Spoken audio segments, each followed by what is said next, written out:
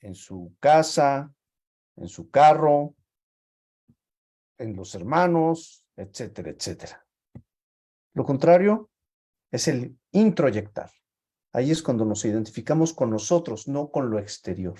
Lo exterior se acaba, es efímero. Lo interior permanece.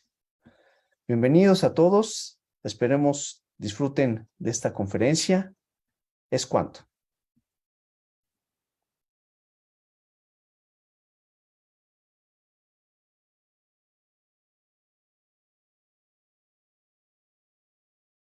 ¿Se escucha? Sí, te escuchaste, mi hermano José Antonio. Muchas Ok. gracias. Muchas gracias, gracias. Te escuchamos fuerte y claro. Muchísimas gracias. Vete.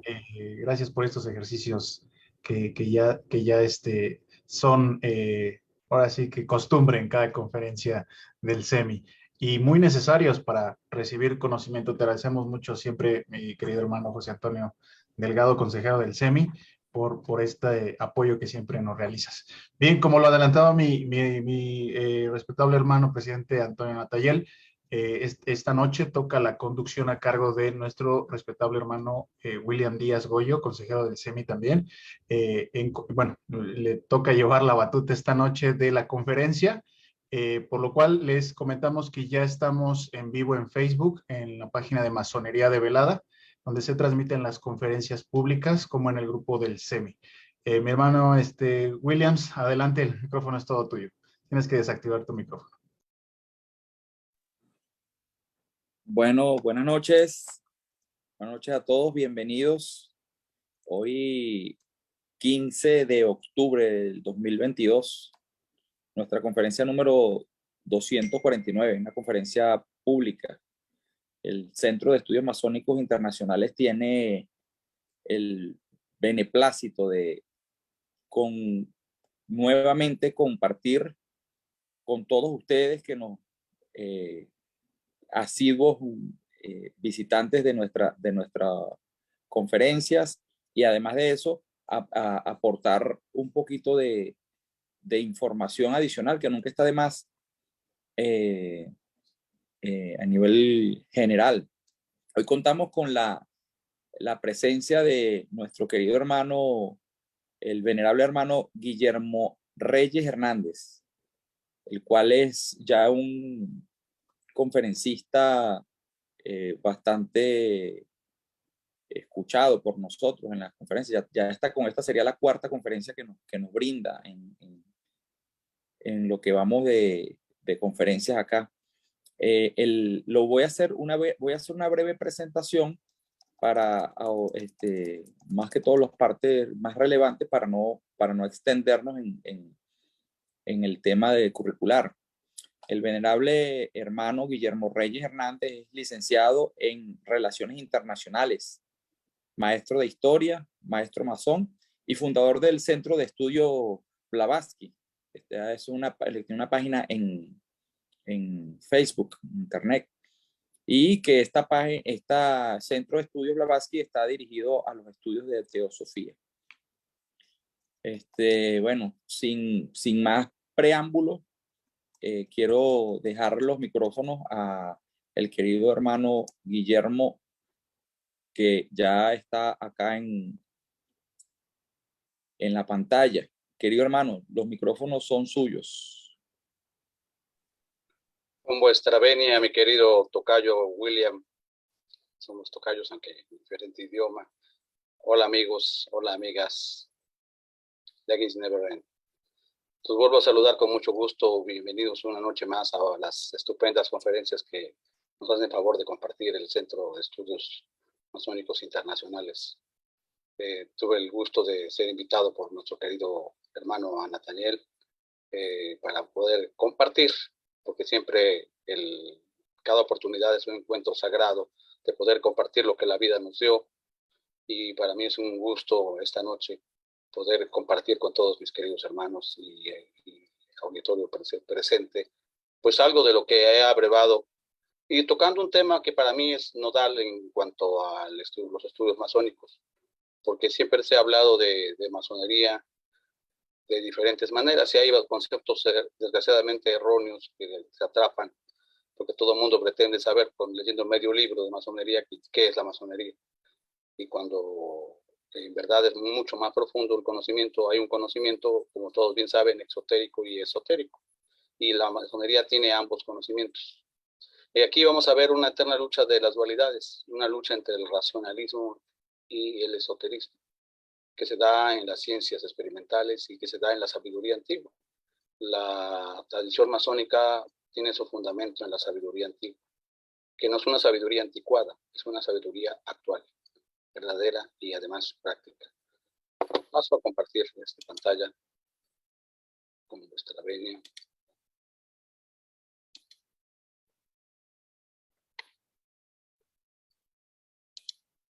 Si me lo permiten. Correcto.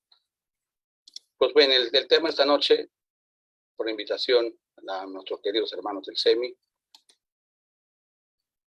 es definir el esoterismo en la academia. Yo soy académico de una universidad y bueno, puedo hablar con un poco de experiencia sobre el tema. Normalmente en las universidades toda la cuestión esotérica ha sido rechazada a partir de la Ilustración como una especie de superstición.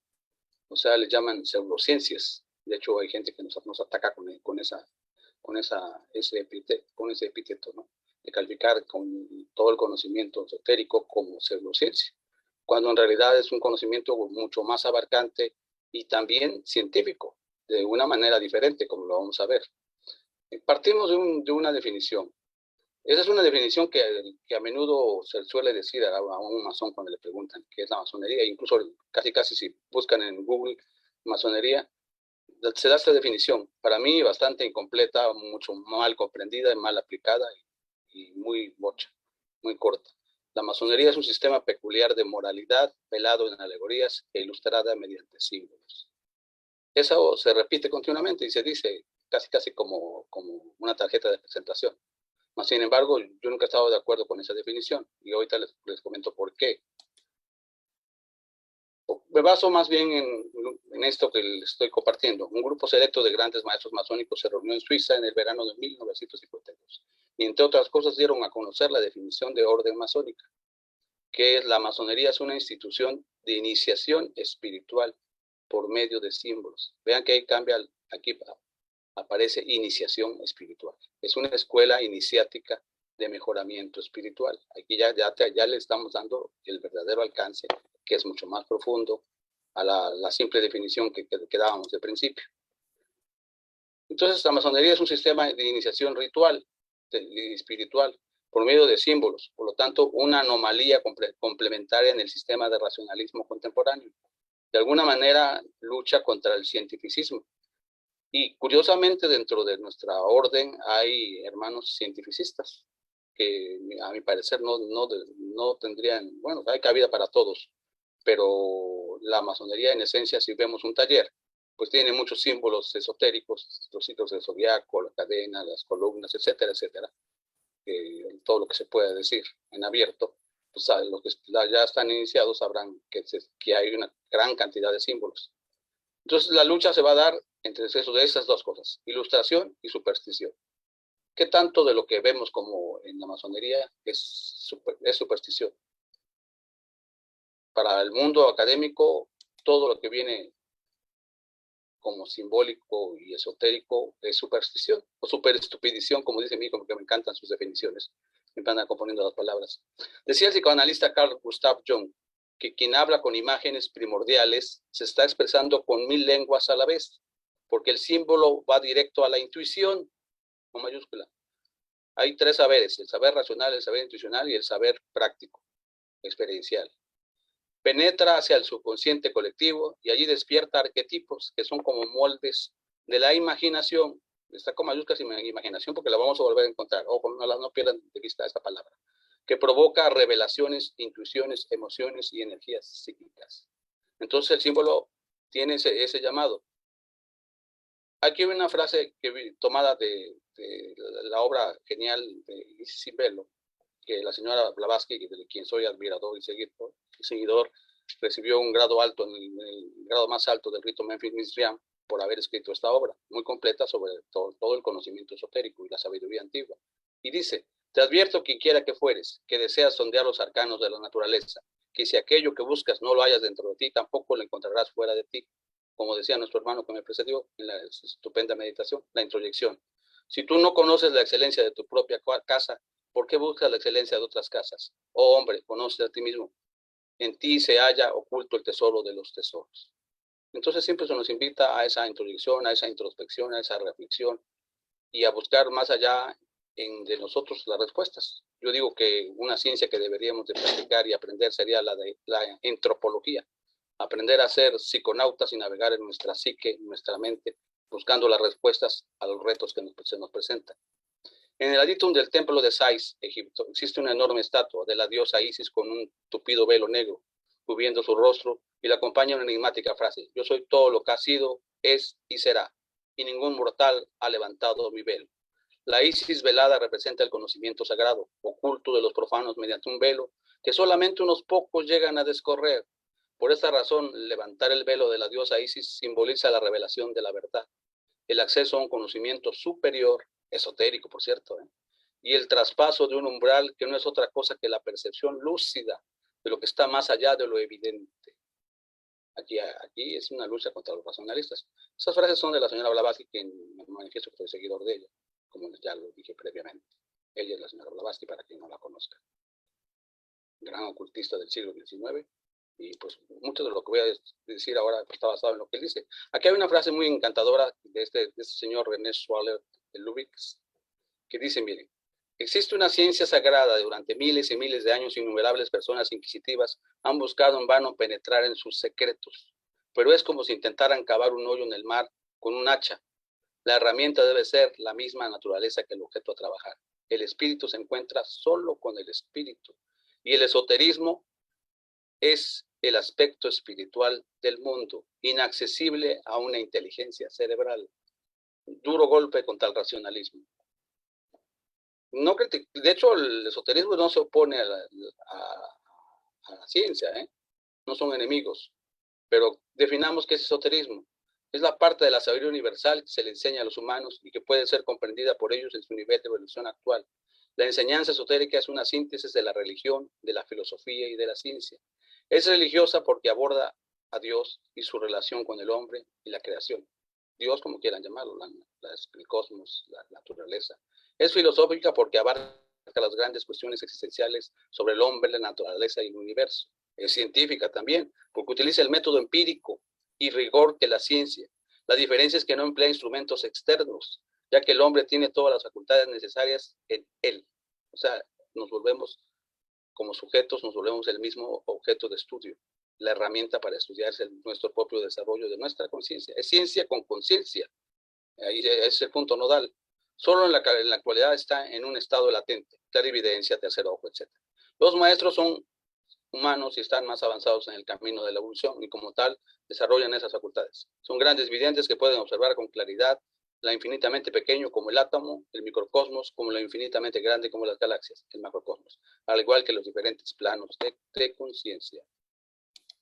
Interesante. Durante milenios se ha corroborado que los antecesores les enseñaron. Ellos mismos siguen experimentando y como dice Blavatsky, la que enseña en la foto, ninguna visión es solo de un adepto fue aceptada hasta ahora que estuviese corroborada y confirmada por las visiones, así obtenidas como para mantener de esta manera como evidencia independientes de a otros adeptos y por siglos de experiencia. Aquí es un método que valida la ciencia, que es que diferentes videntes, no nada más uno, porque se puede estar marihuano, puede estar en un éxtasis terrible. Entonces, un único testimonio no da una validez al método científico espiritual. El método científico espiritual, que tiene su propia dinámica, diferente al método de las ciencias experimentales, y tiene su propia terminología, usa como una de sus herramientas el que los videntes, los que tengan ese acceso o ese desarrollo, coincidan, no porque uno lo dijo. Vale, tiene que ser varios que coincidan. Y como vemos en diferentes tradiciones prehispánicas, griega, de la India, coinciden en muchas cosas, entonces vemos que estamos sobre un punto. Ahorita vamos a ver los puntos básicos para que un discurso sea esotérico. Los fundadores de las religiones fueron transmisores de esta sabiduría desde el aspecto espiritual, y las religiones al principio son interpretaciones de la verdad, solo que por la ignorancia del pueblo y la corrupción del poder, siempre aparece, terminan degenerando en dogmas sectarios que distorsionan esta verdad. Entonces la verdad no la encontramos tan pura, porque ya viene adulterada por sacerdotes asalariados. Hay una frase de un teósofo muy famoso también decimonónico, Geoffrey de Barborca, que nos habla precisamente de lo esotérico. Nos dice, las bases de la ciencia esotérica son metafísicas, en esencia, y los libros de Blavatsky están repletos de largas y multifacéticas consideraciones de ideas metafísicas. Los gnósticos y los neoplatónicos, los pitagóricos y los esenios, antes de ellos, también enseñaron metafísicamente. Todo intento de que sea realizado para desasociar la metafísica de la ciencia la ha corrompido. Entonces, aquí en este estudio que les voy a hablar de cómo la academia ha empezado a abordar el esoterismo, porque hubo como un divorcio a partir sobre todo de la Ilustración, donde ya todo lo que era imaginación, esotérico, lo que no era, no se podía, era como un realismo ingenuo, empezó a caerse en un realismo ingenuo, sin hacer menos todo el método experimental y científico, que tiene su propio método. Gracias a eso ahorita nos estamos conectando por internet, justamente. Aquí voy a enfocarme básicamente en lo que sería el esoterismo occidental y su estudio en la academia, que sería el nombre de la charla de esta noche. Y comparto con ustedes, la ciencia en las universidades, que se enseña la ciencia pura y dura, tiene sus propios paradigmas, se mueve a base de paradigmas. Y un paradigma, con eso se hacen los constructos mentales que son lo que forman la currícula, o sea, las materias que se enseñan en una universidad. Entonces, durante muchos siglos después de la Ilustración, todo el conocimiento que no era el de la ciencia experimental, que se consideró como la medida de todas las cosas, fue considerado como un conocimiento supersticioso y como de ignorantes.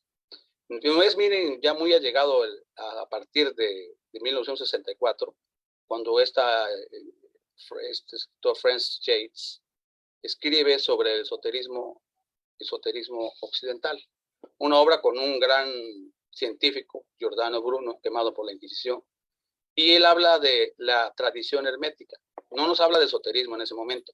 El hermetismo es una de las tradiciones esotéricas mayormente reconocidas. Ahorita vamos a ver por qué. Ella, que era una estudiosa de la ciencia, dice que no hay ciencia si no se comprende. Ella quería ver el desarrollo científico como se había dado, que se da a partir de Roger Bacon y de otros que se establecen el modelo de desarrollo científico, pero que nos aporta, ¿qué nos aporta Yates en su obra? Que ella es historiadora de la ciencia y hace unos estudios del Renacimiento.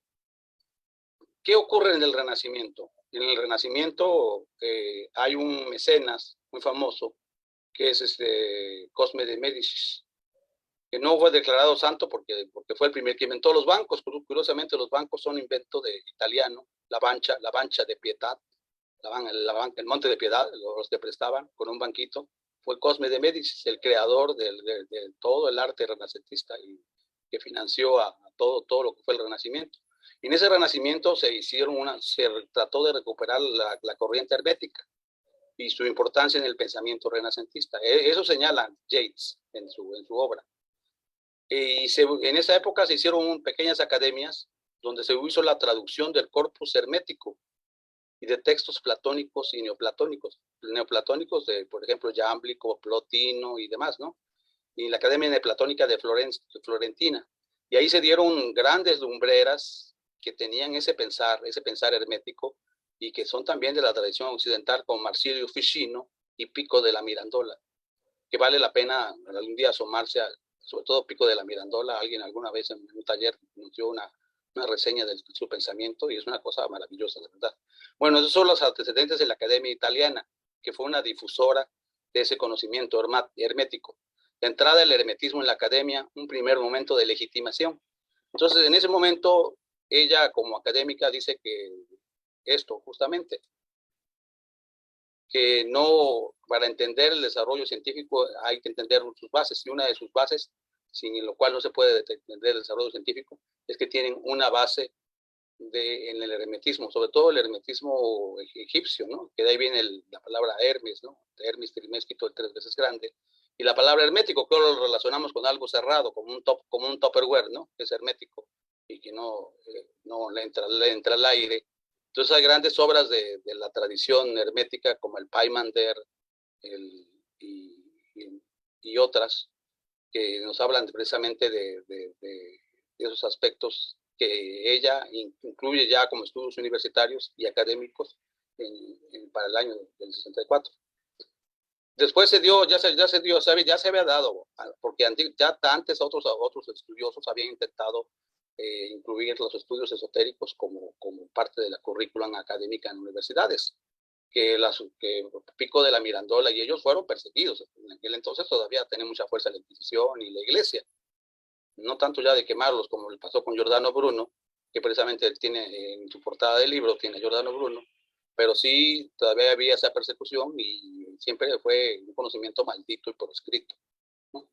Después había dado ya un interludio. Desgraciadamente muchas de las obras fueron nacidas en Italia y en la academia lo que no está en inglés prácticamente no vale. O sea, llegó el momento en que la mainstream, las principales corrientes, tienes que publicar en inglés. Si no publicas en inglés, no te oye el mundo, pues, porque es como lengua franca actualmente el inglés. Es necesario que publiques en inglés para que te hagan caso, básicamente. Hay un interludio que se llama el Círculo de Eranos, que se reunían cada año en un lugar de Suiza que se llama Ascona, a partir de 1933. Y entonces, ¿qué hacían en ese círculo de estudios? Estudios de las religiones comparadas, literatura, mitocrítica, antropología, estudios folclóricos y psicología. O sea, toda esa amalgama de disciplinas científicas. Y entonces en este grupo se reúne un grupo selecto que quien haya visto sus obras ve la calidad de la gente, como Mircea Eliade, que es antropólogo y es súper necesario leerlo, toda la historia de las religiones. Joseph Campbell, la anterior plática que yo tuve el placer de compartir con ustedes fue sobre el mito del héroe y el viaje del héroe. Gershom Scholem, que habla de la cábala judía traída hacia cristianizada. Jung, que ya lo cité, que también tiene toda la corriente gnóstica auténtica, de los primeros gnósticos, en sus discurso a los muertos, en diferentes obras de él, ¿no? Gilbert Durand, que también es un experto en esoterismo cristiano. Henry Coban, que él habla incluso desde las religiones, el esoterismo que tienen, él habla del Islam. Los esotéricos del Islam son los sufís, del sufismo, ¿no? Son los esoteristas del Islam, que cada corriente religiosa tiene su grupo esotérico. En el cristianismo fueron los gnósticos, y en la India los practicantes del Brahmavich, que así se conoce. Y llegamos a Anton Febvre. Anton Febvre es el siguiente brinco en este ingreso del esoterismo hacia las universidades y hacia la academia. ¿Qué aportaciones hace Febvre al esoterismo occidental como forma de pensamiento? Dice que se habla propiamente de tradición esotérica occidental. Él reduce su obra al estudio del esoterismo para Occidente. Es un poco reduccionista en su pensamiento, porque la máxima, la luz viene de Oriente, dice el refrán, ¿no? Como el venerable maestro, citado al Oriente, ¿no? El sol sale al Oriente. Pero él le enfoca a partir de que llega a Occidente. Bueno, la ciencia tiende a ser reduccionista, casi por antonomasia, para estudiar los fenómenos por separado. Y hace la conformación de un corpus básico en el Renacimiento, lo que ya hablamos de la Academia Florentina. Varias corrientes, en esas se juntaron varias corrientes, la cábala judía cristianizada, el hermetismo, el neoplatonismo, el platonismo, la alquimia. Que aquí también tendríamos que hablar de la alquimia, perdiendo un poco la idea de que la alquimia siempre hemos tenido la idea de que únicamente nos habla de la transmutación de los metales, pero en realidad la alquimia es la transformación de las personas, la transformación de la personalidad, la alquimia transpersonal. Y eso es lo que subyace en el fondo de toda práctica alquímica verdadera. Claro que tiene como ese recubrimiento de convertir el plomo en oro, y etcétera, etcétera. Entra el mito y la tradición, ¿no? Entonces ese saber esotérico dice que es transdisciplinario, o sea que toca el arte, la política, la literatura, la música. Vamos a ver más adelante cómo hay exponentes esotéricos en cada una de las ramas culturales del saber humano. Y él hace identificación de 6 rasgos principales para la identificación del pensamiento esotérico. O sea, para saber que algo tiene un pensamiento, un fundamento esotérico, él establece que tiene que tener 6 rasgos, tomados a partir del estudio empírico de textos canónicos del corpus esotérico, de esos textos esotéricos neoplatónicos y egipcios, De ahí toma él ese saber y nos habla de un saber empírico. Aquí tenemos que tomar muy en cuenta eso que está diciendo. Empírico tiene que ver mucho con los sentidos, como la experienciación a través de los sentidos. Eso es lo empírico, ¿no? Un saber, del saber que decía yo acabé de ver, el saber racional, el intuicional y el experiencial. Aquí el empírico es el experiencial, ¿no?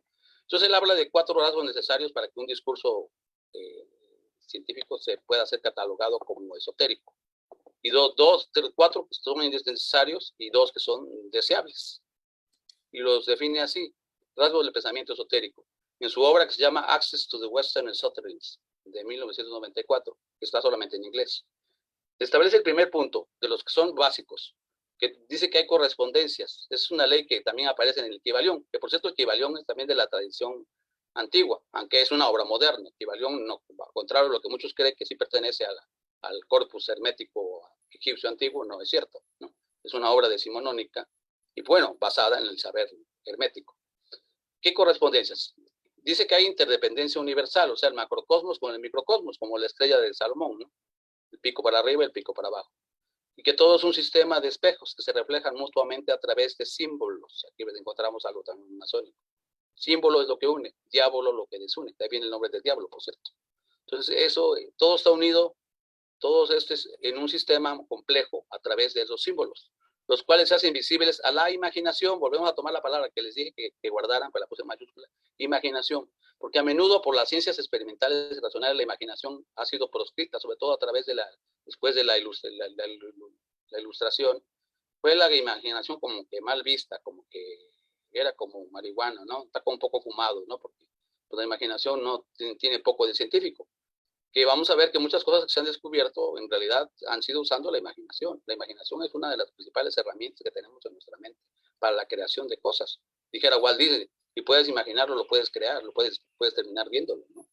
Porque la fe es creer lo que no vemos y la recompensa es ver lo que creemos. Frase de San Francisco. Bueno, y la intuición. Hay ese saber que yo le decía que hay el saber racional, el saber intuicional y el saber experiencial. ¿Quiénes son, dice este escritor? Los que tienen acceso a ese tipo de conocimiento, pues los poetas, a mí me encantan los poetas malditos y el alcance que tiene un poeta mediante metáforas para poder describir cosas tan bonitas que son los que dan más medidas. Lo que más da medida a nuestra vida son cosas que no podemos medir. ¿Quién pudiera medir el amor? ¿Quién pudiera medir la amistad? ¿Quién pudiera medir la fraternidad? ¿No? ¿Cuántos kilos de fraternidad tenemos? ¿Cuántos kilómetros de amor hay? No hay medida.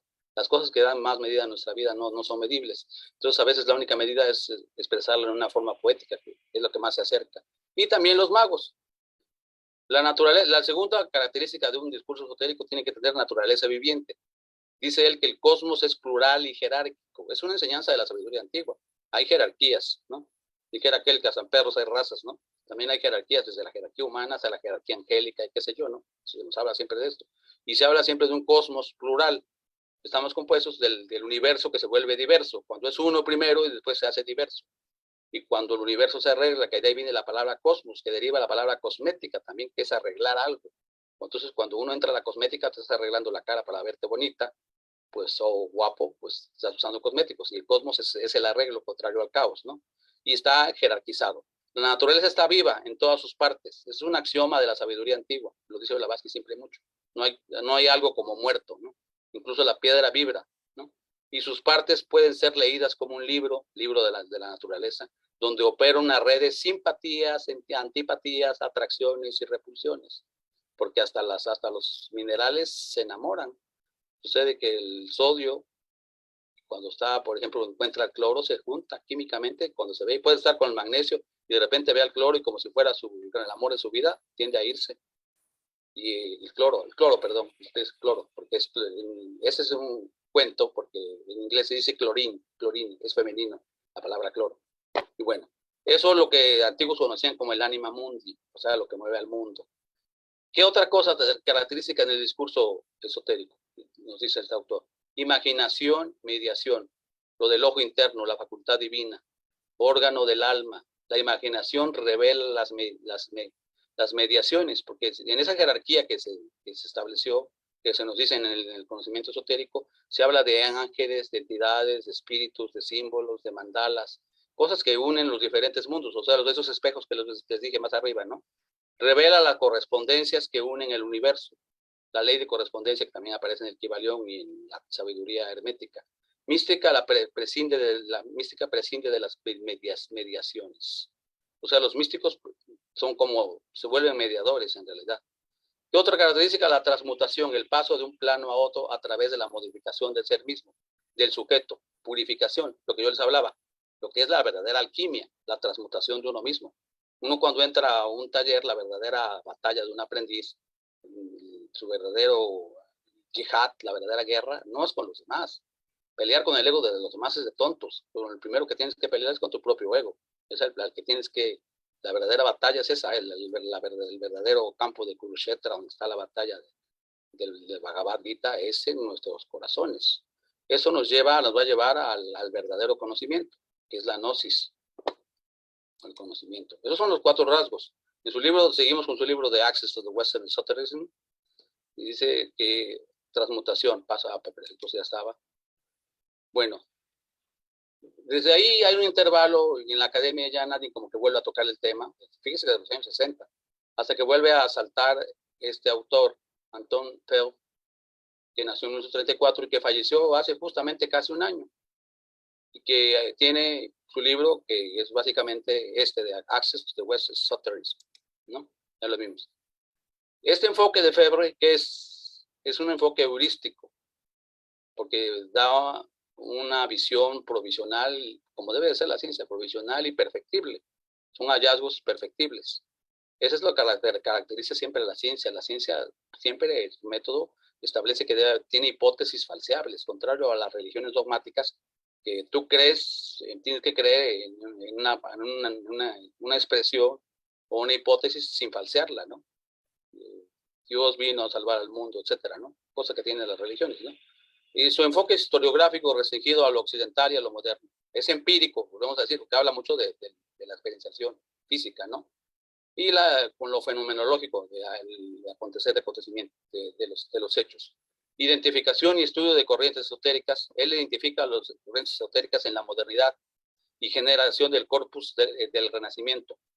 ¿Qué corpus se dieron en el Renacimiento? En el Renacimiento, con las escuelas que hablábamos, como la de Florencia, se habla de la sabiduría de los Rosacruces, la teosofía de Jacob Boehm, la alquimia de Paracelso, del siglo XVII, el martinismo y la masonería del siglo XVIII, el romanticismo, y luego mete el espiritismo, pero él lo mete con una interrogación por todos los escándalos. El espiritismo como que se apena un poco de meterlo como si fuera una disciplina académica, porque sí llegó a ser un abuso. Ese es parte del problema de las ciencias esotéricas, que hay mucha falsificación, ¿no? Ahora sí como ir a comprar cosas a Tepito, ¿no?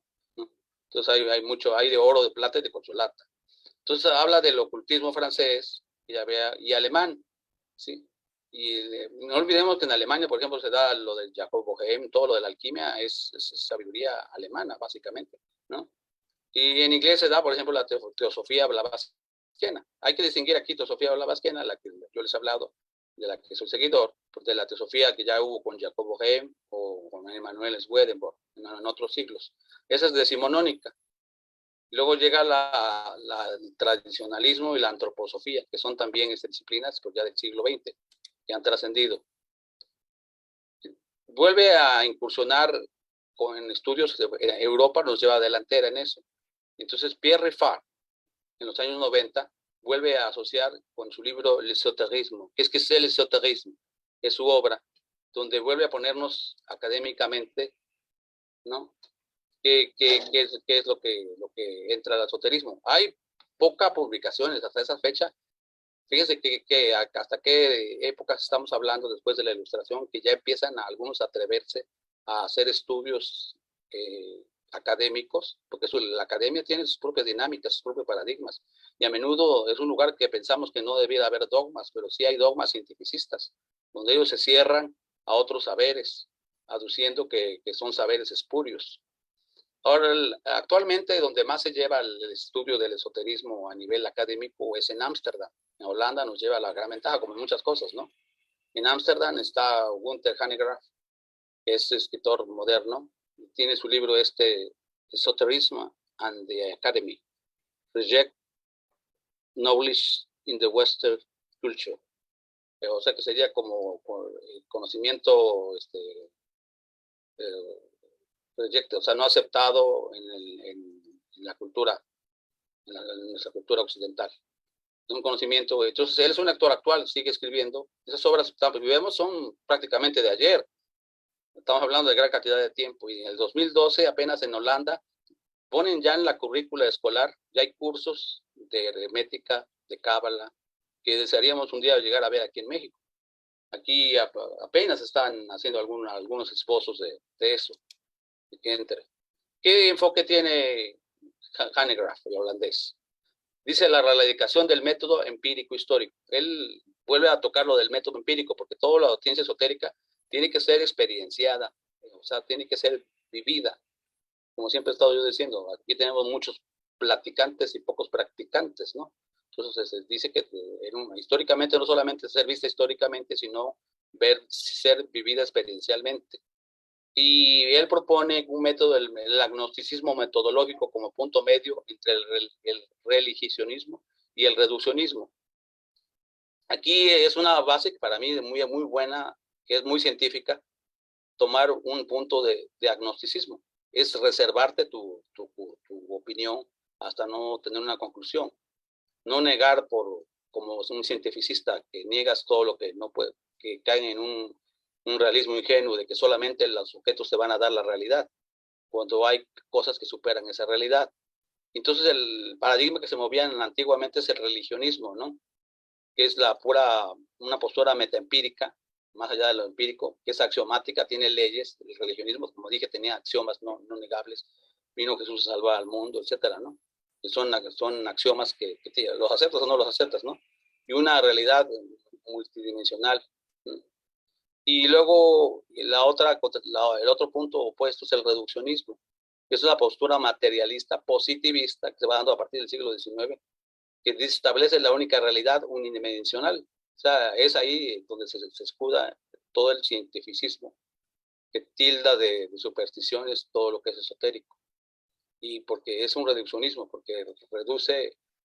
La ciencia, no negamos sus beneficios, como digo, gracias a eso tenemos las computadoras y tenemos todo eso, ¿no? De hecho, Blavatsky siempre defendió mucho la ciencia y tuvo amigos como Crookes, algunos descubridores de elementos químicos.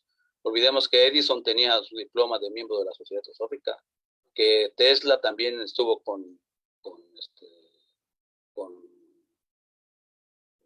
otros teósofos. Hay fotos en internet, ¿no? Se puede ver como titanes como Edison y Tesla y después Einstein tienen un acceso a ellos no reprueban este saber esotérico. Entonces él establece con ese método de agnosticismo metodológico que el investigador no puede afirmar ni la una ni la otra por los límites mismos de la ciencia y sus métodos.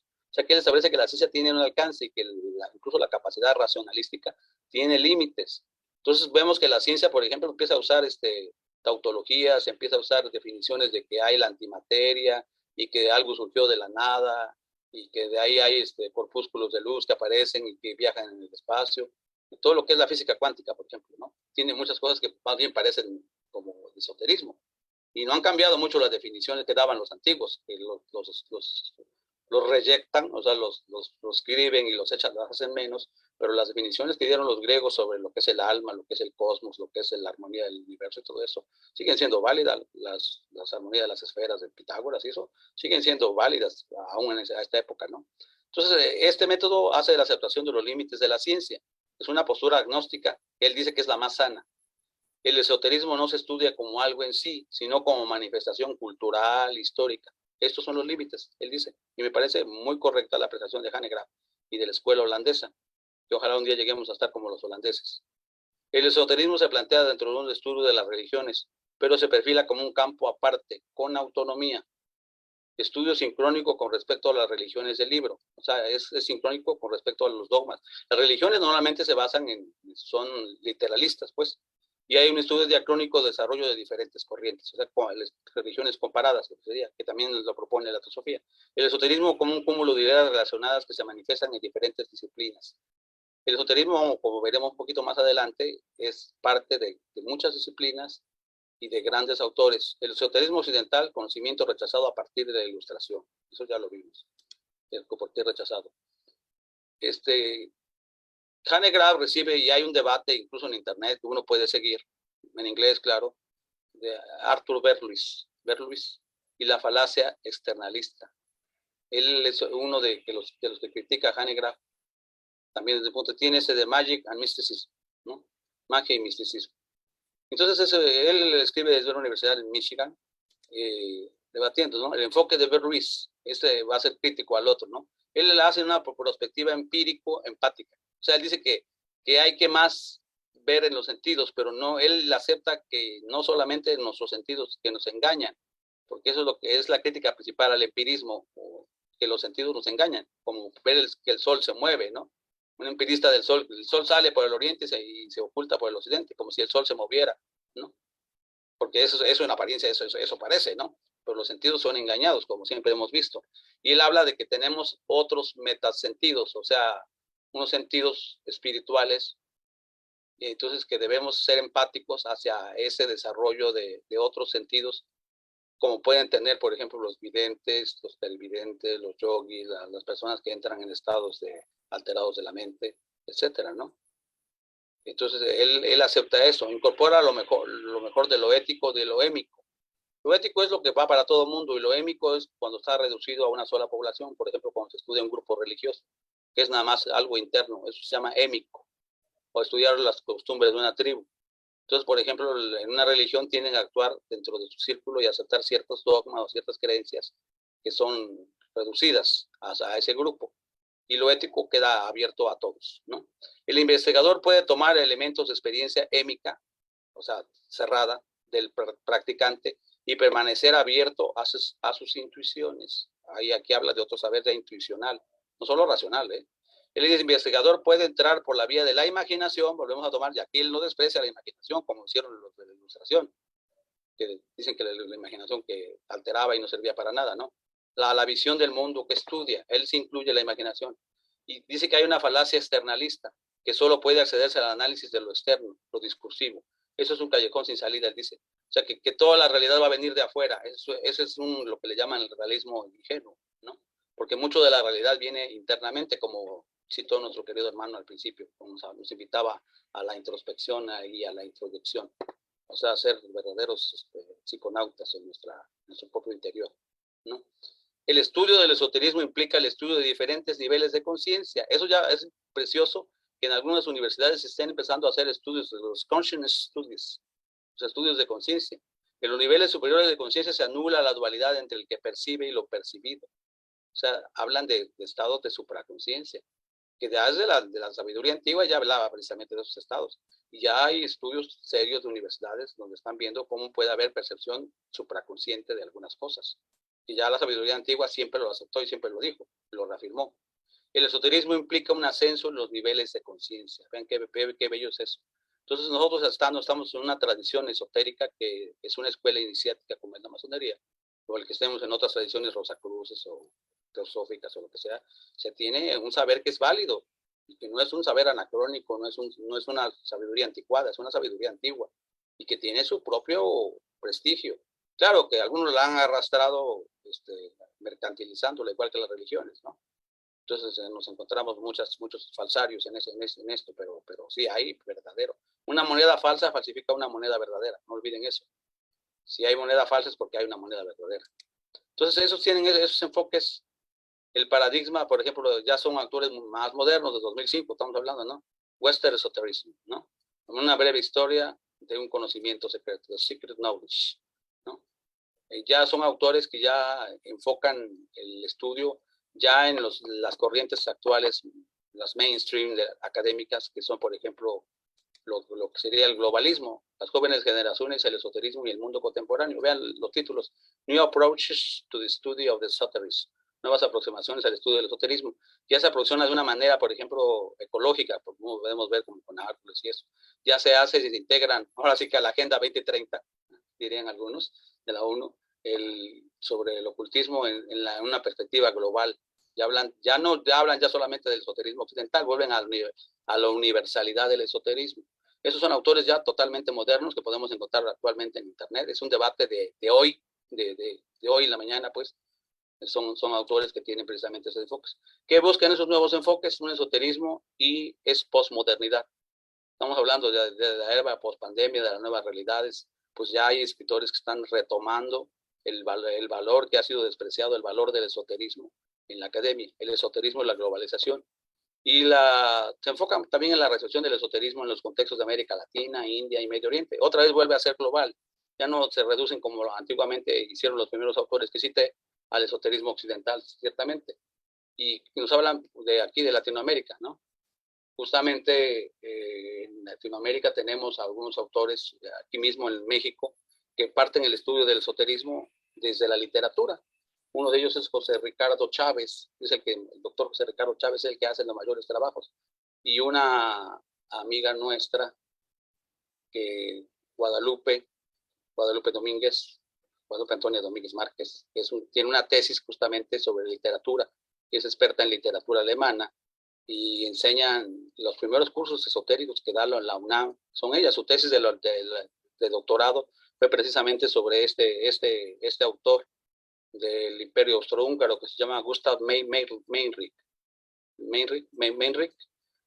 que dice esta frase: el ser humano está convencido de que está despierto, pero en realidad se ve atrapado en una red de sueños con los sueños que inconscientemente ha tejido él mismo. Una frase muy bonita. Él es un autor que basa mucho también en la teosofía blavatskiana y hace obras muy famosas como la del Golem, que Borges era su obra favorita de Borges. Hay unas entrevistas que le hacen comentando él la obra del Golem. Están en YouTube, son las noches de pláticas con Borges, vale mucho la pena oírlo. Entonces esta compañera Guadalupe tiene su tesis doctoral universitaria y están haciendo junto con el doctor Ricardo Chávez grupos de estudios en la universidad, pero son incipientes nada más, porque qué bueno que hubiera de veras un estudio serio, como está haciendo en Holanda, de que se integran a la currícula académica universitaria todo el saber esotérico, que de las escuelas esotéricas que la ilustración no pudo acabar, que son el rosacrucismo, el martinismo, la masonería, todos esos han pervivido. Todos ellos han pervivido. ¿Y dónde podemos encontrar todas esas referencias? En todas las partes culturales, ¿no? Podemos, por ejemplo, en la pintura, tiene un saber esotérico, ¿no? Digamos, por ejemplo, todo lo que sería el simbolismo, el movimiento del simbolismo en la pintura, que luego viene el abstraccionismo, por ejemplo, Vladimir Kandinsky, quien sepa de su obra, la obra de hacer el arte. En México tenemos a esta señora Varo, ¿sí? Que tienen incluso hasta Diego Rivera en algunos de sus murales llegan a poner símbolos, rosacruces, que hay un conocimiento que permea la música, que permea la pintura, que permea la literatura, como justamente hablaba yo de este autor del Imperio Austrohúngaro, que entonces es el estudio esotérico que está en todos los campos. Entonces, ¿qué ha pasado con esto? Que nuestros sistemas escolares y esos son sistemas complejos, ¿no? Entonces, en todo sistema siempre hay un entretejido, pero hay varios factores que van a incidir. Y el ejemplo que ponemos de un sistema es que uno, por ejemplo, conoce a alguna persona. Nosotros conocemos a Juan, ¿no? Sabemos o pretendemos saber cómo es. Ese es el paradigma que maneja la ciencia, es un reduccionismo, ¿no? O sea, si queremos estudiar algo, se llama ceteris paribus.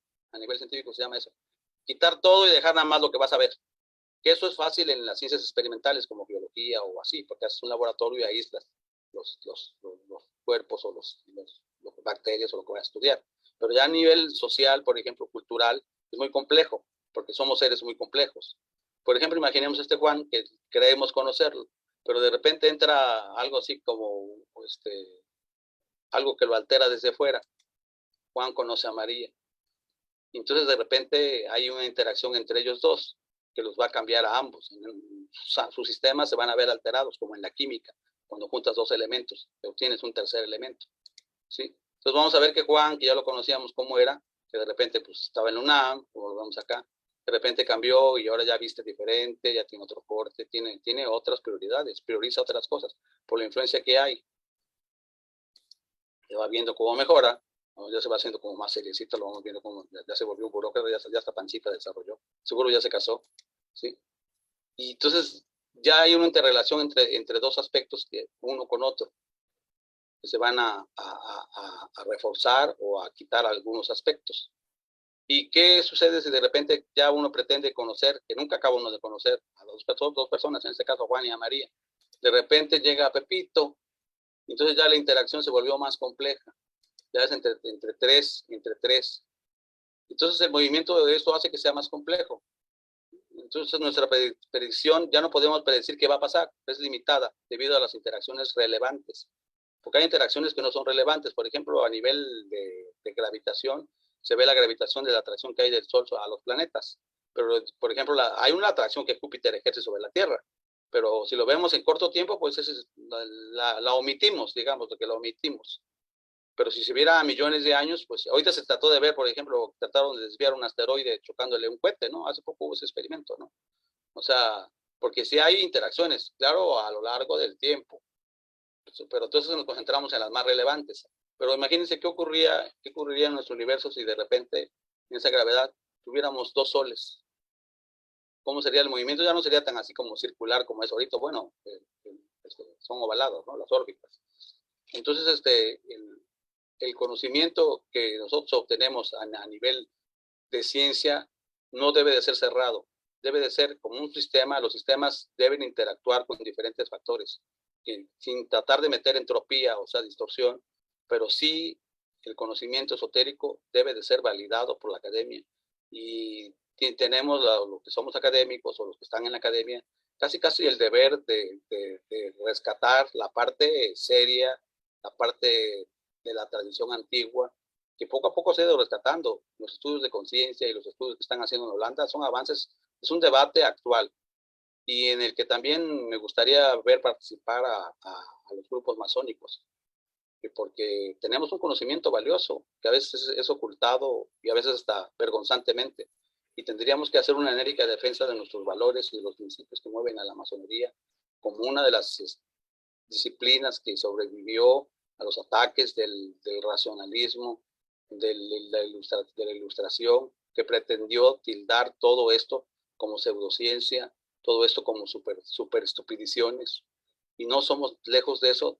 Tenemos un saber que tiene su propio derecho a existir. No tiene solamente la ciencia la última palabra. No, la ciencia no es la medida de todas las cosas. Y tenemos que desarrollar una ciencia con conciencia. Y que ese sería el punto de lo que estoy compartiendo. Y dejo compartir para que me gustaría oír las opiniones de mis queridos hermanos de esta noche. Muchísimas gracias, querido hermano Guillermo Reyes, por tan excelente ponencia. Quiero solicitar una batería de júbilo a todos.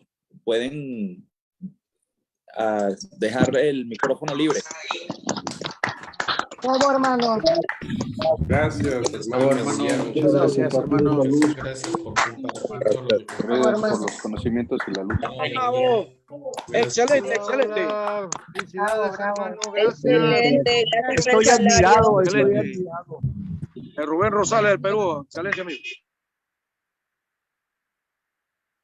Bueno, de verdad agradecido con todos por la presencia y con el ponente, muy especialmente a los queridos hermanos de Venezuela, Rubén Montilla y el querido hermano que me acaba de escribir por acá, Miguel Eduardo, de la respetable logia Libertad Española número 101, que nos están acompañando.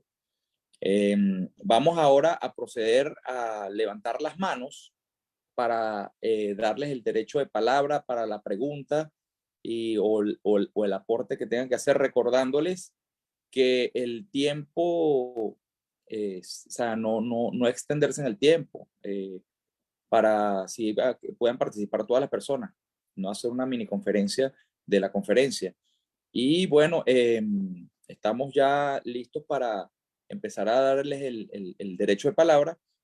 Ahora les quiero informar que ya próximamente, en estos próximos días, estará saliendo la edición número 18, 18ª edición de la revista del SEMI, la cual va a estar bastante interesante, tiene unos temas bien, bien buenos, bien importantes, y adicionalmente a eso, queremos invitar pues, a las personas que deseen hacer sus aportes a la revista, que se comuniquen con nosotros por los canales, por los medios, para que tengan pues la oportunidad de hacer el aporte de sus aportaciones a la revista, si desean tener alguna participación en la revista. Ya sería la próxima, la 19. Los invito a que hagan uso pues de ese recurso y así podrían manifestarse pues abiertamente, cualquier información que tengan, cualquier información que les parezca interesante que pudieran aportar, sería bien recibida. Nuevamente dándole las gracias al querido hermano por la excelente ponencia. Ahí tenemos las expresiones de la revista, los diferentes artículos que estamos mensualmente pues transmitiendo a todos por la revista del CEMI, Centro de Estudios Masónicos Internacionales, ya ahora la número 18. Estamos muy contentos de la participación y de los aportes que cada querido hermano ha querido de manera voluntaria pues aportar. Tenemos muchos buenos escritores, muchos buenos aportes sobre diferentes temas globalizados. Ahí está el de la Coca-Cola, ese es el de Curiosidades Masónicas, el cual es mi aporte a la revista, entre otras cosas. No veo manitas levantadas todavía. Mi respetable hermano Williams, si quieres nada más, ahorita que estás mencionando esto de la revista, también estamos mencionando a nuestros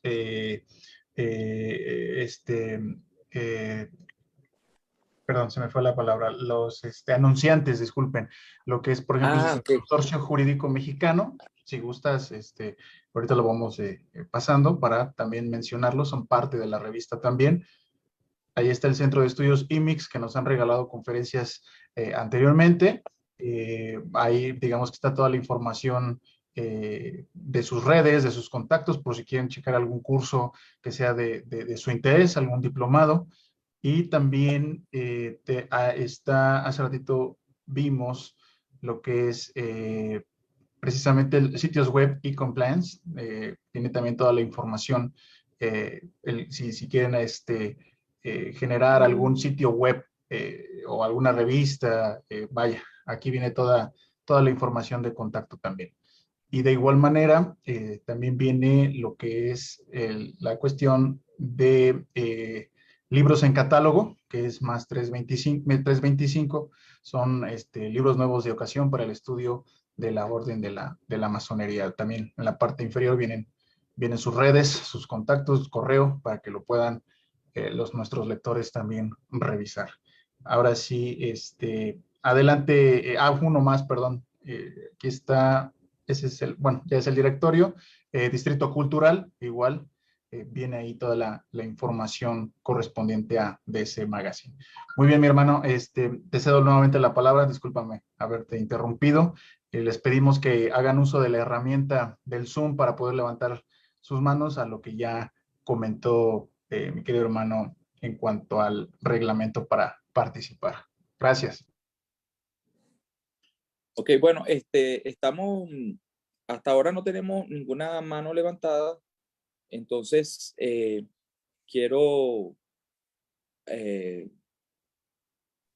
Perdón, mi bueno, hermano, disculpa tu interrupción, mi querido hermano William. Abro dígame. la cámara. Tengo una emergencia familiar y debo de abandonar la sala. Les agradezco su apoyo y su atención, pero acaban de avisar de un incidente familiar y debo de salir inmediatamente. Buenas noches. Bueno, hermano, qué problema.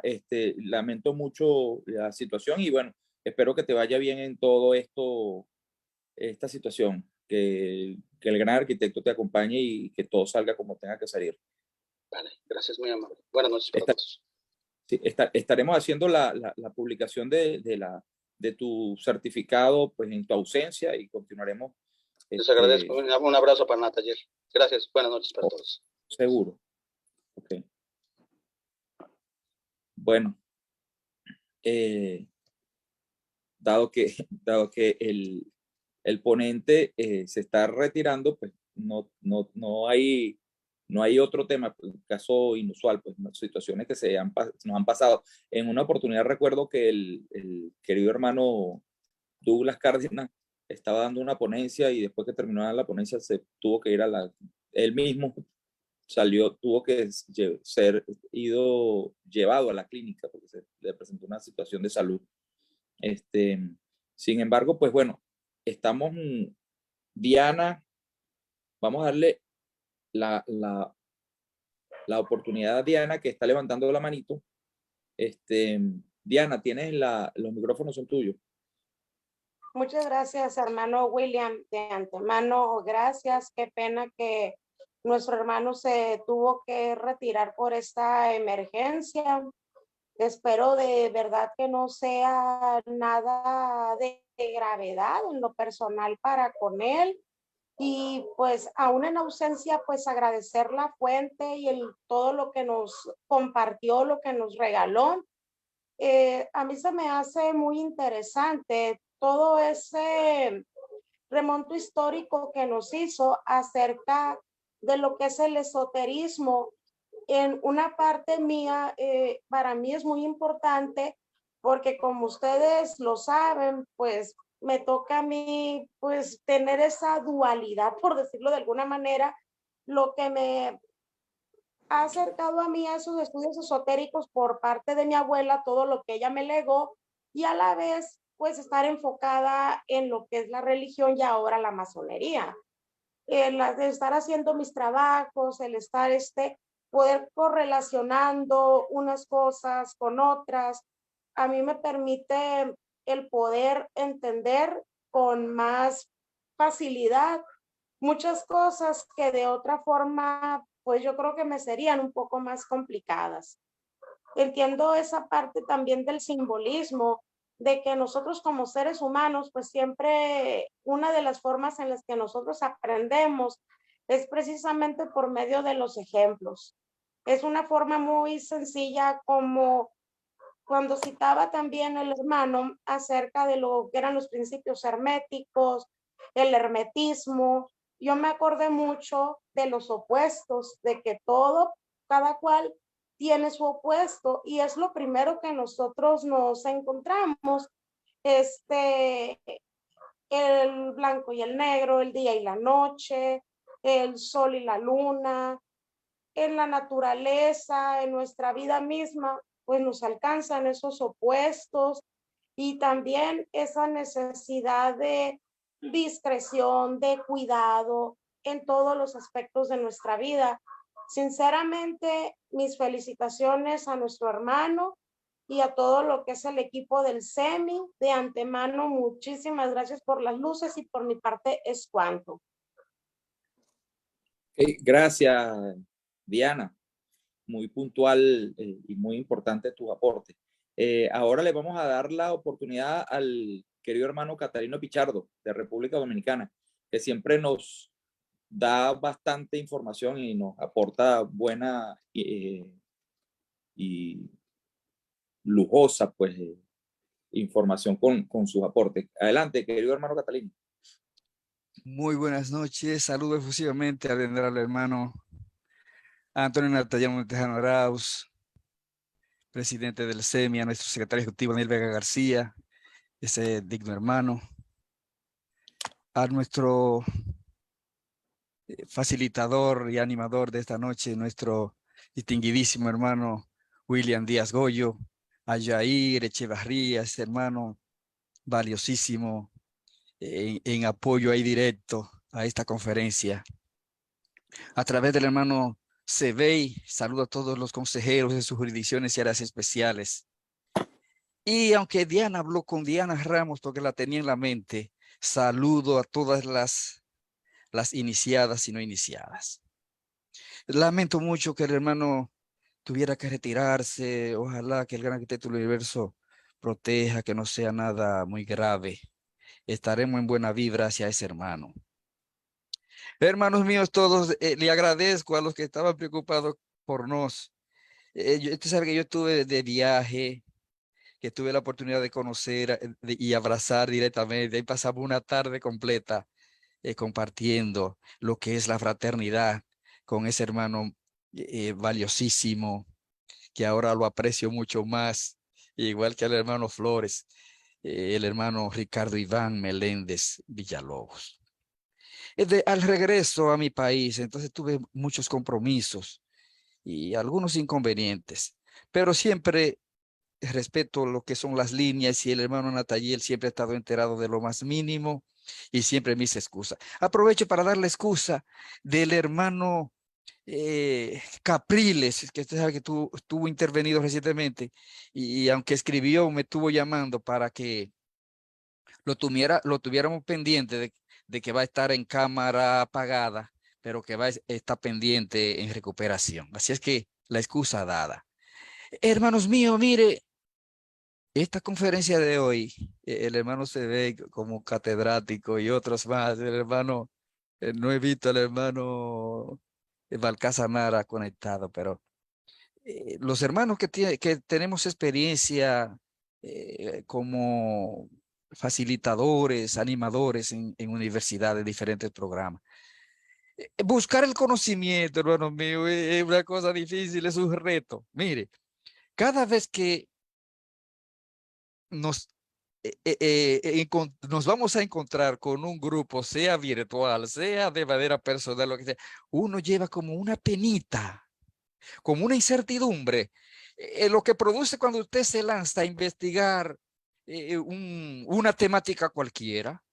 El hermano Guillermo, aunque tenga mucha experiencia, pero para venir al SEMI a hablar a tantos eruditos y personas que van a estar, mire, con esos ojos así atentos, esa cámara y los oídos, es un reto. Y es como los artistas, quien os habla, ha sido artista, se ha presentado en la televisión y otro grupo. Y uno tiene una penita, mire, aunque usted tiene seguridad que usted si es con pista que va a cantar o con música en vivo y usted maneja eso, usted no sabe cuál va a ser la reacción del público. Entonces hay como un cosquilleo, que es lo que llamamos la incertidumbre y también eso da la incertidumbre del investigador. Hermano, se ve cuando usted está, por ejemplo, tengo un caso ahora de un alumno. A ese muchacho yo lo conocí, estaban haciéndole un mantenimiento a mi vehículo y el mecánico le habló de que yo era profesor en la universidad y él se acercó y empezamos a hablar. Pues ese muchacho me ha usado ahora en estos días porque él está en el final de su trabajo de tesis. Y aunque la universidad le asigna un asesor, él me dice como que se encuentra perdido. Yo tuve que orientarlo en varias cosas. ¿Por qué? Esa incertidumbre que se da hasta que a usted no le dicen ya puede empastar el trabajo, que ya ha sido sometido al jurado examinador de la universidad. Por ejemplo, hay universidades aquí que yo, por ejemplo, soy, leo después que el jurado designado por la universidad. Entonces yo soy un lector externo, me dan el trabajo a mí para el visto bueno final. Y buscar la verdad. Quise saludar a través de Diana Ramos, porque Diana siempre ha hablado ya en más de 2 ocasiones, que la verdad os hará libres. Y debemos buscar la verdad, hermano, y buscar esa verdad, como nos lo pide nuestra augusta orden, la masonería, que aunque aquí no hacemos tenida, ni somos gran logia, ni somos supremo consejo, ni somos ni logia justa y perfecta. Aquí somos una academia global. Ninguna academia trata tantos temas así de tanta interdisciplinaridad. Y es un poco difícil.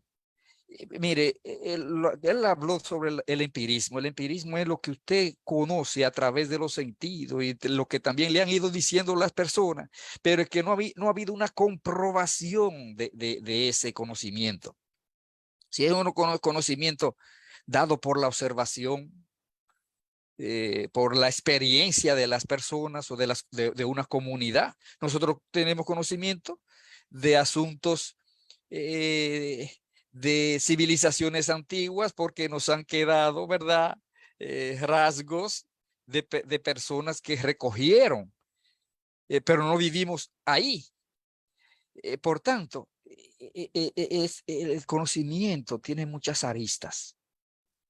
Y la experiencia que tenemos es que mientras usted más profundiza en algo que usted quiere conocer, se da cuenta que es insondable. Nosotros mismos como seres humanos buscamos la verdad dentro de nosotros como templo, verdad divino que somos. Pero Gustavo Adolfo Bécquer, él habló de los poetas. Mire, en una ocasión yo dirigí coros y produje muchísimas canciones y melodías. Hermanos míos, esa hermana que está tan atenta, y Sandra Rocío, mi saludo. Mire, me llegaban esas musas de madrugada durmiendo y me despertaba y me ponía a escribir. Y yo decía, ¿y de dónde me salió esa melodía como tan perfecta? Y cuando tocábamos esa melodía, que yo se la daba a los músicos y eso, decían ellos, ¿pero de dónde salió eso? Yo no le podía explicar. Entonces, los poetas, yo tengo vena de poeta también, y por eso le hablo de esta manera.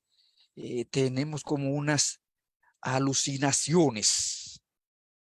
Que nos viene esa luz, nos llega esa música o nos llega esa letra y hay que sentarse a escribirla porque si no, cuando se te fue, no la puedes recuperar. Entonces, hubo un poeta, me he referido en más de una ocasión también a él aquí en el SEMI, el poeta Gustavo Adolfo Bécquer. No sé si ustedes lo han leído. La poesía beckeriana. Bécquer habla de que las palabras son como prisiones, son como celdas que impiden que el espíritu se exprese. Que hay cosas que tú quieres decirla y no hay palabra que la contenga.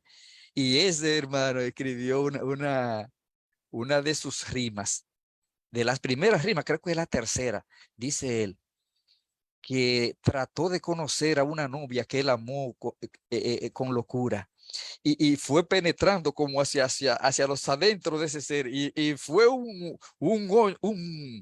hoyo tan negro y tan profundo que le tomó miedo. Y a veces ocurre con nosotros mismos también, hermanos, que queremos conocernos a nosotros mismos, hacemos ejercicio y yo agradezco a José Antonio Delgado. Mire, hoy me fui yo así, te sabe, como un angelito, así como, yo sentía que estaba como en otro mundo en la reflexión de esta noche. Y para concluir,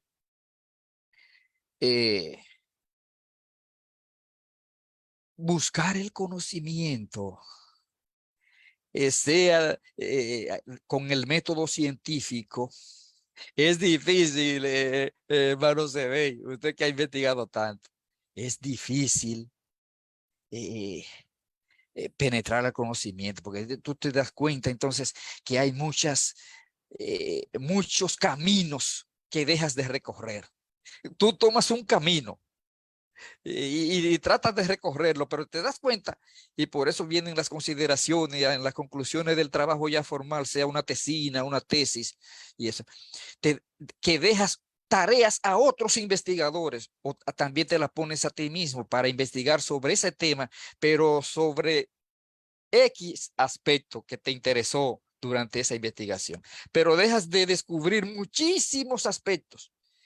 Y en el tema del hermano Guillermo de hoy es mucho más profundo porque trata del esoterismo, es un conocimiento mucho más profundo, mucho más acabado, que es como una revelación, hermanos míos. Y algunos hermanos se han referido aquí en el SEMI, dicen, que todavía no ha llegado el momento de ser revelada la verdad. Bueno, el hermano Luis Suárez Sertuche ha dicho eso, que para mí merece todo el respeto. La verdad todavía no ha sido revelada, pero la conoceremos y estamos más cerca y mucho más a través del SEMI, a quien agradezco este espacio. Gracias, hermano William, por su paciencia y gracias a todos. Buenas noches. Muchas gracias, mi querido hermano Catalino. Ahora vamos a darle la oportunidad a Douglas Cárdenas de Aruba, la isla de Aruba, Happy Island. Adelante, querido hermano. Muy buenas noches.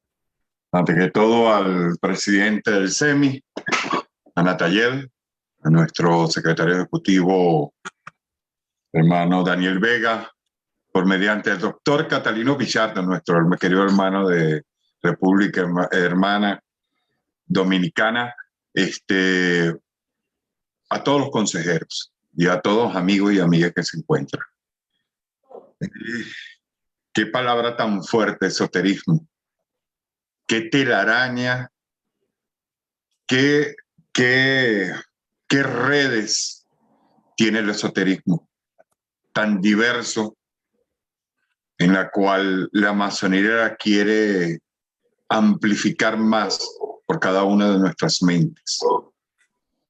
Porque sí, la masonería es un dualismo, es algo dual.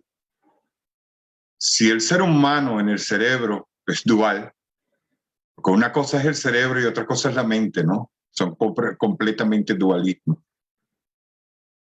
¿Qué diferencia tendríamos nosotros entre la masonería?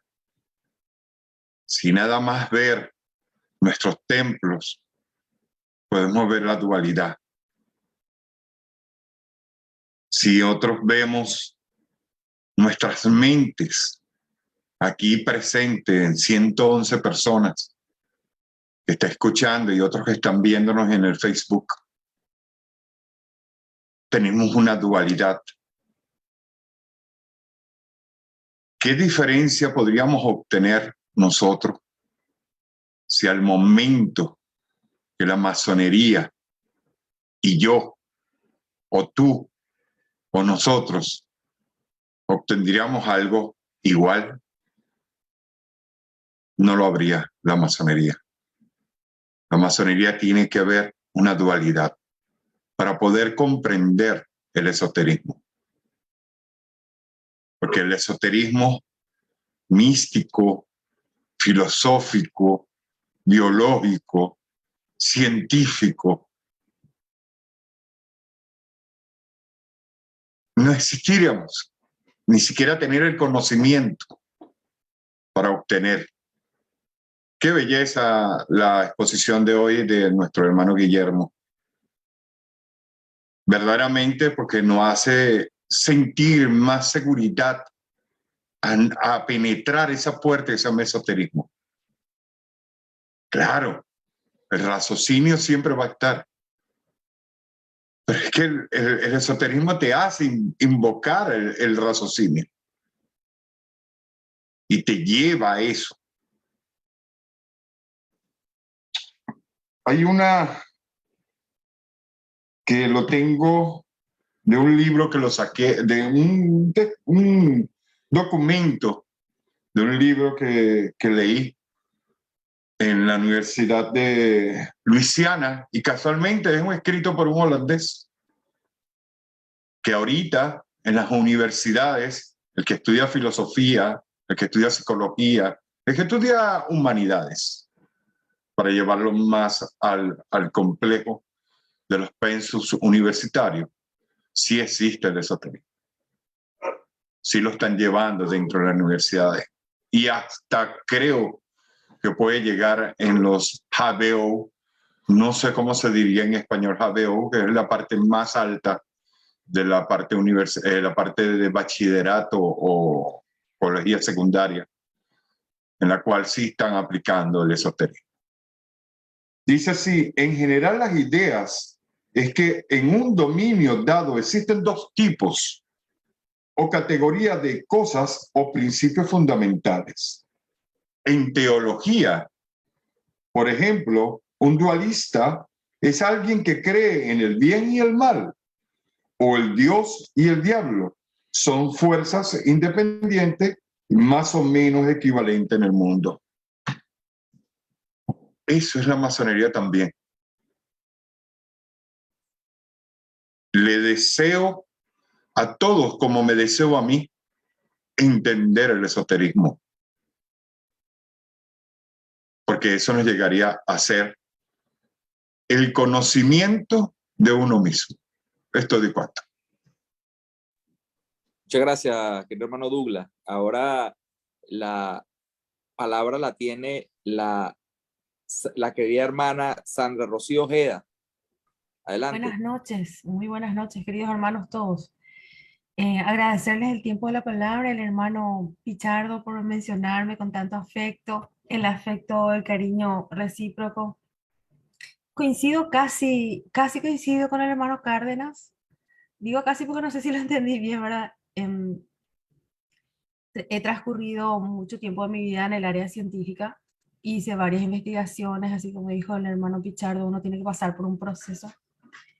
Pero todo eso me llevó a deducir que la razón, como dice Cárdenas, no se desprende de la intuición, o sea, de lo esotérico. Y todas las ciencias, todas, nacen de un empirismo o de sus sensaciones, de sus observaciones. Y luego pasan por el proceso de experimentación para ser demostrables.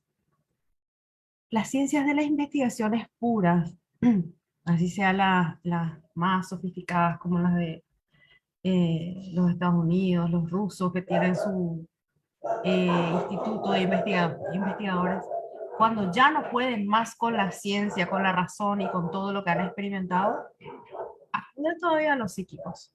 O sea que la dualidad nunca va a dejar de ser dual si es que se saca una de las partes. Sacarle la ciencia y el esoterismo deja de ser dual. O sea, no tiene por qué. Sacarle el esoterismo y la ciencia no tiene una base. No, la base de las ciencias es las artes. Las artes eran del antaño esotéricas. Y terminan finalmente otra vez ahí cuando ya la ciencia no puede decir. Es cuánto es lo que tengo dentro mío por compartir esta noche. Felicidades, Semi, muchas gracias una vez más por la invitación.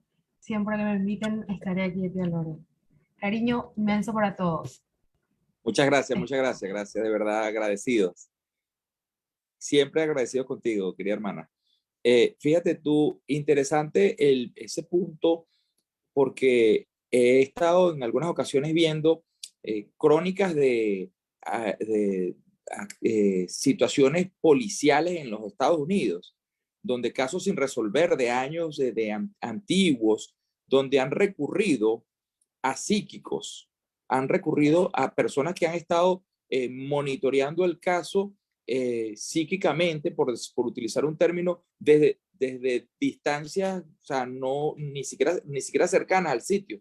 Han estado fuera 200, 300 kilómetros, en otro estado incluso, y han dado información relevante sobre el hallazgo del objeto del delito, el cuerpo del delito, o del cadáver o de lo que sea, y han sido precisos, o sea, una precisión casi que solamente la persona que había cometido el delito podía saber esa información relacionada con el escenario donde estaba.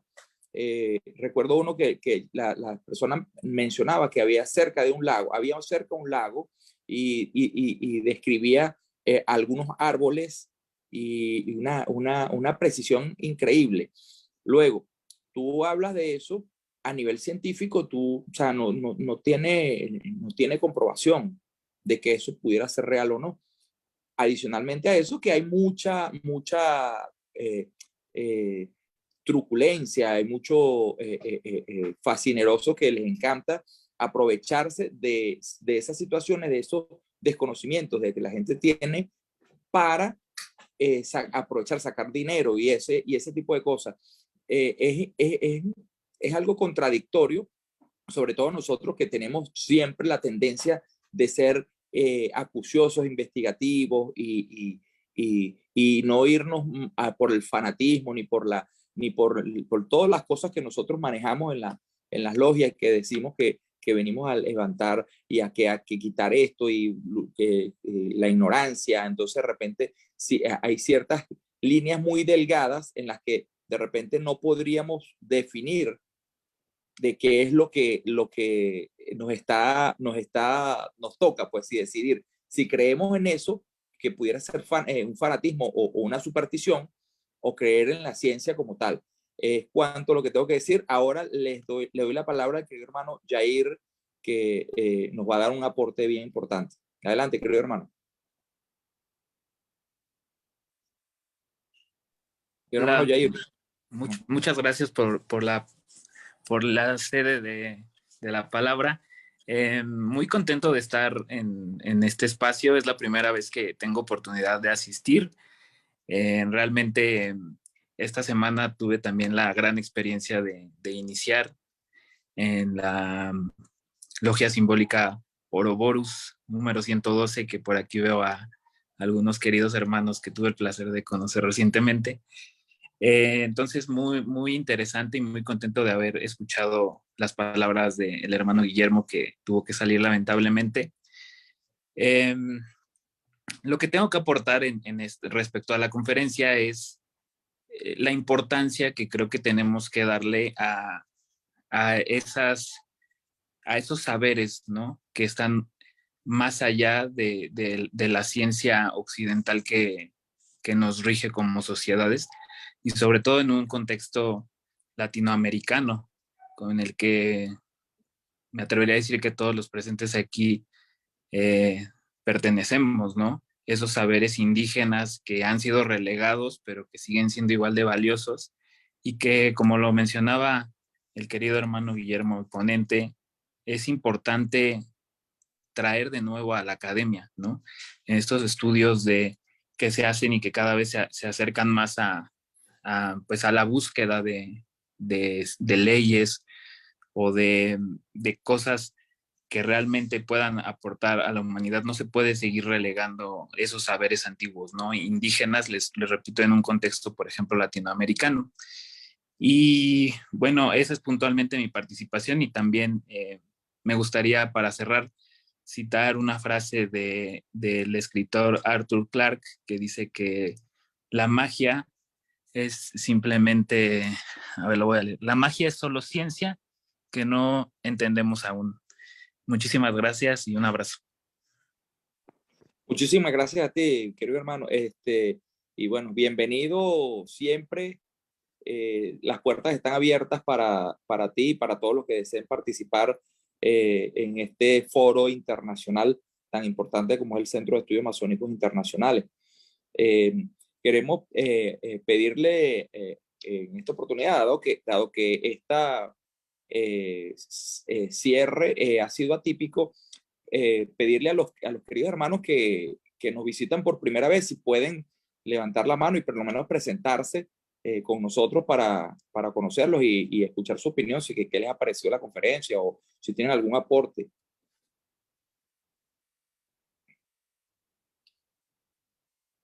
Querido hermano Jair, ¿tú ibas a hacer algún comentario? No, mi hermano, adelante. Veo que no hay más manos levantadas. Desafortunadamente, pues bueno, no se puede, vaya a cerrar con el comentario de cierre del ponente, pero si no hay más manos levantadas, mi hermano, te cedo la palabra para que pueda cerrar la conferencia también. Ok, por acá Daniel V, aparece como Daniel V, levantó la mano. ¿Puedes abrir tu micrófono, Daniel? Hola, buenas noches a todos, hermanos. Un gusto saludarlos, escuchando, aprendiendo pues, del maestro. Pues yo desde el punto de vista artístico, siempre me gustó la simbología masónica, práctico. Disculpa, Daniel, no se te escucha bien. No sé si es porque te estás moviendo, pero si puedes acercarte un poquito al micrófono a la boca para escucharte bien, pero se te escucha como con eco. Veo que estás como en el taller, estás en la logia, ¿no? Entonces, a ver si te acercas un poquito. Ok, te agradezco. Ajá, ¿se escucha mejor? ¿Sí se escucha mejor? Sí, perfecto, perfecto. Compartirles un poco sobre esto de lo que es la simbología, ¿no? Siempre me gustó desde chico y ahora que estoy trabajando en un mural en el taller, más afirmamos, ¿no? Qué tipo de simbología tenía que llevar, puramente masónica, porque se discutía entre los maestros que algunos de los símbolos pertenecían ya a alguna cultura, como podría ser la egipcia, que se utiliza pues, en los murales o en los talleres, o con alguna simbología griega o judía. Entonces, en este mural, que me gustaría compartírselos, hermano, que pues me ha tocado estar en las sesiones del SEMI, aquí con ustedes, mientras estaba pintando el mural, estaba escuchándolos, ¿no? Y, pues este es parte del trabajo. Como mencionaba ahorita la compañera, pues esto de los polos opuestos, el día y la noche. Acá podemos ver cómo se va oscureciendo el cielo. Y acá tenemos la luna. Es un trabajo artístico, ¿no? Y los símbolos. Y por mi parte es todo, solamente quería compartírselos con mucha alegría, ¿no? Y pues ya estamos por terminarlo y el mural se inaugura este viernes. Y pues es un gusto estar con ustedes y aprender. Gracias. ¿Dónde está ubicado ese taller? Es en Cananea, Sonora. Es acá en México. Ok, está muy bonito, muy simbólico. Tienen unos Muchas detalles ahí bien gracias. interesantes. Muy bonito. Muchas gracias. Gracias Saludos por tu a todos. aporte. Ok, gracias por tu aporte, hermano. Ok. Bueno, querido hermano Yair, si me puedes colocar, por favor, la pantalla para leer el certificado del ponente, para ir cerrándolo. Tenemos una mano más levantada, mi hermano, de sí. Juan Cristóbal de Bolivia. Ok. Juan No, Cristóbal, adelante. disculpa, no lo vi. Adelante, No te Juan. preocupes.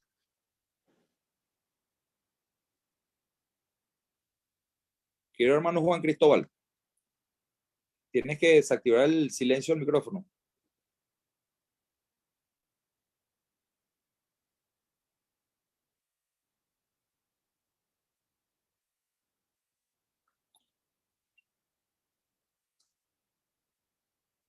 Juan, querido hermano, tienes la mano levantada y necesitamos que desactives el silencio del micrófono para que puedas opinar. Híjole, me parece que ya ya abrió. Tienes que abrir tu cámara, mi hermano Juan.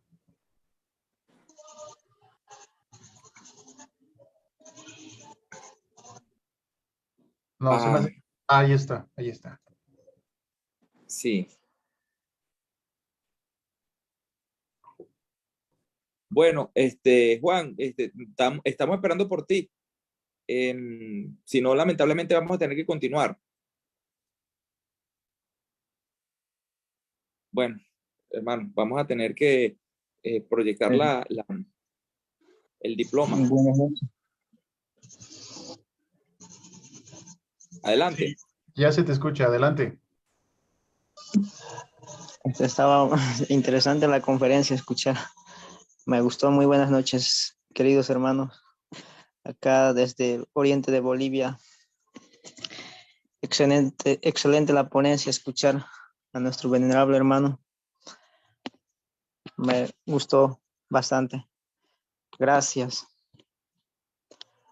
Gracias a ti, gracias a ti. Eres bienvenido siempre que desees participar, los lunes y los sábados. Estás cordialmente invitado a nuestras ponencias, que son de lujo para todos. Querido hermano Yair, por favor, puedes proyectar Ok. Bueno, ahora vamos a leer el certificado en ausencia. El Centro de Estudios Masónicos Internacionales SEMI otorga el presente reconocimiento al venerable hermano Guillermo Reyes Hernández por haber dictado la conferencia Esoterismo en la Academia, El 15 de octubre del 2022 era vulgar, democratizando el conocimiento. Nuestro presidente, respetable hermano Antonio Natayel Montejano Arauz, y nuestro secretario